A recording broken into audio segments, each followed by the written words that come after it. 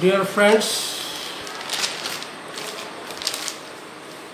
आज हम इस वीडियो में ये बताना चाहते हैं कि पृथ्वी पर जीवन के स्थायित्व के लिए प्रकृति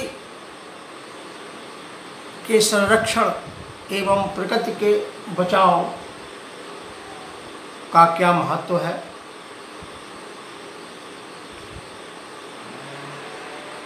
दोस्तों, हमारे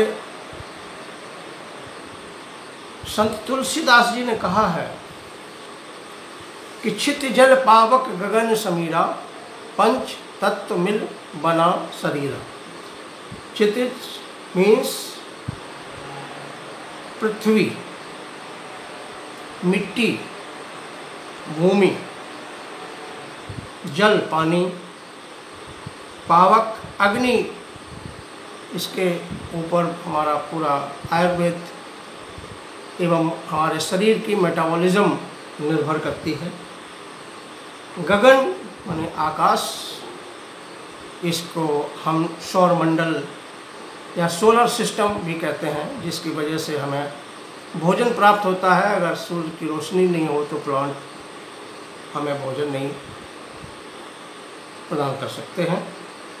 शमीर माने वायु, जिसमें बहुत सारे गैसेस और प्राणवायु तक होती है।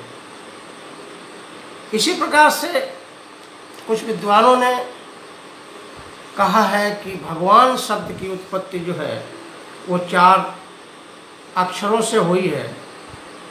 जैसे भा का मतलब जो है भू से होता है, भू माने पृथ्वी। गा मीन्स गगन, गगन का मतलब आकाश और सौरमंडल। वा का मतलब वायु, हवा, और ना का मतलब नीर। ये सारे के सारे तत्व नेचुरल रिसोर्सेज हैं। अगर हम इन सारे तत्वों की पूजा करें, इन सारे तत्वों को कंजर्व करें, इन सारे तत्वों की रक्षा करें, सेव करें, इनको बर्बाद ना करें, तो हमारा जीवन सुचारू रूप से चल सकता है।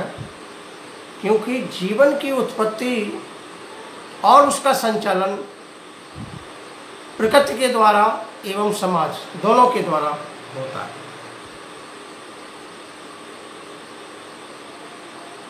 कहने का अर्थ ये हुआ कि हमारा जीवन प्रकृति पर आधारित है। अगर प्रकृति नहीं है तो हमारा जीवन नहीं होगा।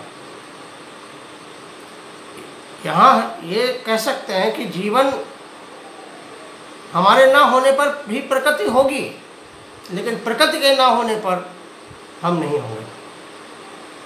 बहुत सारे ऐसे ग्रह हैं जहाँ पर मनुष्य का जीवन या जीवन नहीं है, परंतु प्रकृति तो है, चाहे वो किसी भी रूप में हो, पत्थरों के रूप में हो, डेजर्ट के रूप में हो, या किसी अन्य रूप में हो, बट वहाँ पर प्रकृति है। अगर जीवन नहीं भी होगा तो प्रकृति होगी। प्रकृति जीवन के स्थायित्व के लिए, जीवन के उत्पत्ति के लिए प्रकृति का होना बहुत आवश्यक है, और प्रकृति को बचाना भी उतना ही आवश्यक है। इसके लिए हमारे प्रकृति के जितने भी संसाधन हैं उनका संतुलित उपयोग करना चाहिए। मैं यहाँ बताना चाहूँगा कि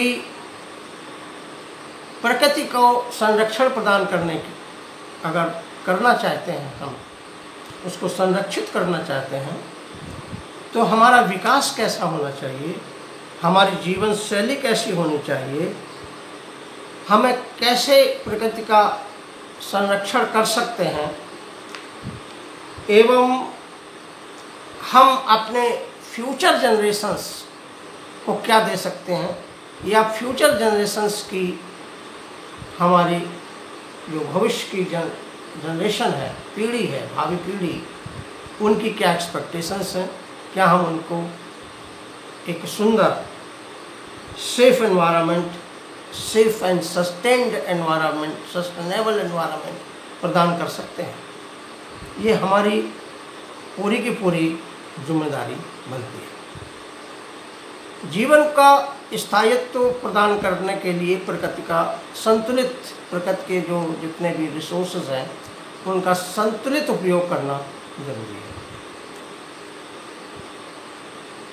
हमने देखा है कि जनरली हम अपने जीवन को आरामदायक बनाने के लिए प्रकृति के संसाधनों का उपयोग ना करके उनका दुरुपयोग करते हैं।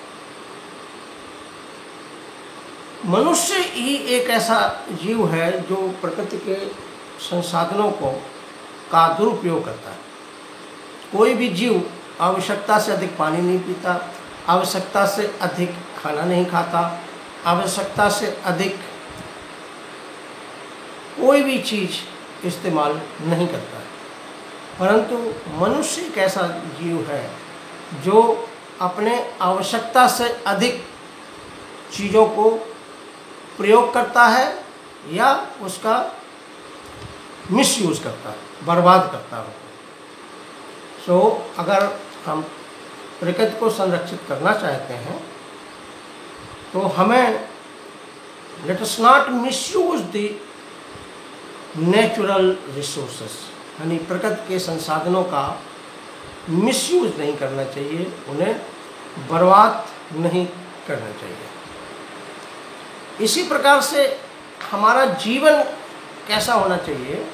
जीवन के स्थायित्व के हेतु हमें पर्यावरण एवं प्रकृति के संरक्षण के साथ साथ होने वाले विकास की तरफ अग्रसर होना चाहिए।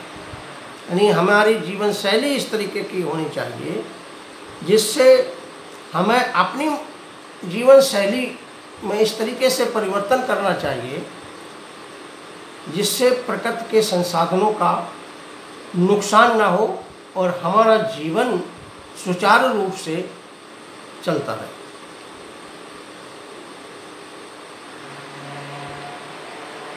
यानी विकास को कभी विनाशकारी ना बनाया जाए। हमारा विकास, हमें विकास की तरफ इस तरीके से ध्यान देना चाहिए कि हमारा जो विकास है वो कभी विनाशकारी ना बने। जीवन शैली में विकास के प्रति मानव समाज के रुख में बदलाव लाने से पर्यावरण संरक्षण एवं प्रकृति का संतुलन किया जा सकता है।